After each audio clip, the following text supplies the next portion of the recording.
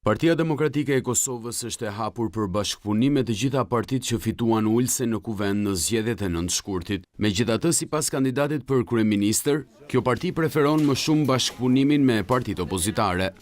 Unë jam i gatshëm si kandidat për kryeministër nga Partia Demokratike e Kosovës të marr përgjegjësitë për krijimin e qeverisë. Jam komunikim me partitë opozitare. Edhe pse tha se nuk ka vija të kuqe as për vetëvendosjen, Hamza tregoi se nuk ka ndërmend të aftojnë atë për bashkëpunim. Deri tash, drejtim të Partisë Demokratike të Kosovës zyrtarisht nuk ka ardhur asnjë kërkesë që të kemi takime dhe biseda.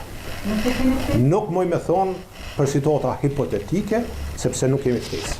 Ndërsa shtoi se me partitë opozitare, duke qenë se janë partia e dytë, kanë nisur takimet e konsultimet, por ai tha se me disa ende nuk kanë ardhur në atë stad sa të diskutohet ndarja e posteve. Sa i përket disa partive politike, e thash në këtë rast edhe me Lidhjen Demokratike të Kosovës, ne ende nuk kemi rrinë në atë fazë ku ta diskutojmë formulën e krijimit të qeverisë.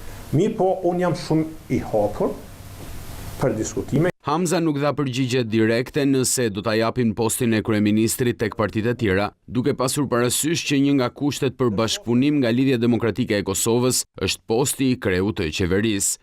Unë nuk e thash qoftë se nuk jam kryeministër. Rradha është e qartë. Qytetarët kanë vendosur.